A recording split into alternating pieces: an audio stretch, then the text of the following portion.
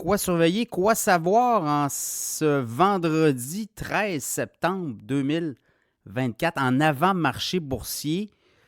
Est-ce qu'on aura du vert pour terminer la semaine? On a eu une belle semaine à la bourse, contrairement à ce qu'on a pu observer et goûter là, la semaine dernière au niveau des indices boursiers. C'était du rouge et c'était assez violent, mais là, cette semaine, il y a du vert, donc on pourrait terminer la semaine dans le vert. Je regarde, les indicateurs sont au vert actuellement à Wall Street en avant-marché.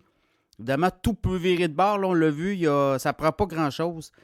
Je regarde, le Dow est en hausse de 60 points. Le Nasdaq, 14 points de hausse. Le baril de pétrole repart. 76 cents en hausse à 69 et 74. On avait frôlé les 66 plus tôt dans la semaine. Donc, encore là, vous voyez, là, c'est des mouvements assez rapides et inversé. Je regarde en avant-marché du côté du Nikkei au Japon. C'est une baisse de 250 points. C'est pas beaucoup, là, 0,7 %, mais quand même.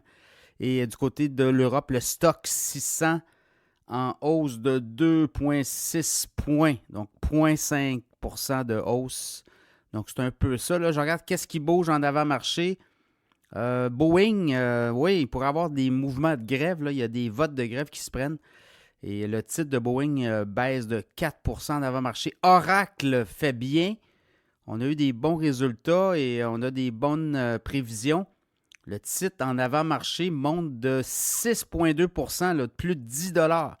Et hier aussi, ça a monté. Donc, des bons résultats, des bonnes prévisions. Ben, le titre d'Oracle monte. Parmi les autres titres qui bougent aujourd'hui, quand je regarde vite, il y a Moderna aussi qui se fait ramasser.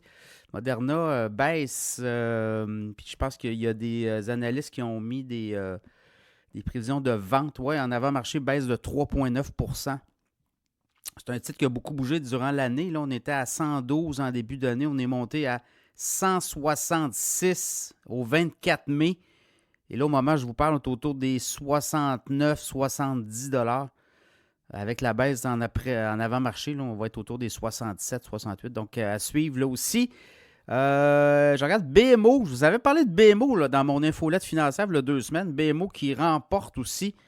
Aux États-Unis, on avait acheté une banque et on avait acheté des divisions là-bas.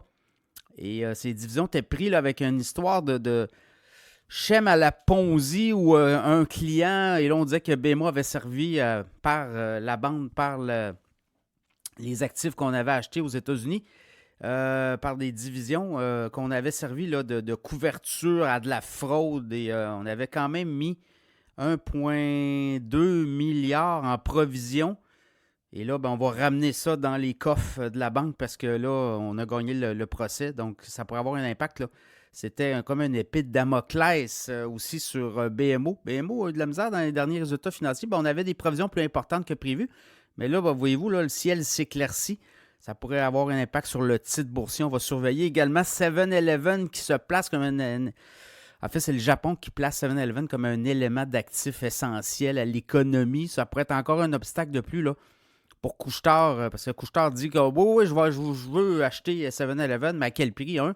Et deux, là, s'il y a des obstacles réglementaires par-dessus ça, ça pourrait être très compliqué. Donc, ça pourrait avoir un impact sur le titre de Couche-Tard parce que le titre de Couche-Tard a quand même baissé. Là, si tout ça, on additionne les pièces du casse-tête, puis ça commence à devenir un vrai casse-tête là, pour Couche-Tard d'acheter 7-Eleven. Peut-être que là, on va voir le titre remonter. Ça va être à suivre aussi. Air Canada sera surveillé. Là, on dit que les pourparlers sont très mal lancés avec les pilotes et ça, là, on commence à couper des routes aussi pour Air Canada. Donc, impact sur le titre. Évidemment, un titre qui pourrait se faire brasser. Voilà, c'est un peu ça en avant-marché. Ça sera à surveiller pour le reste de la journée.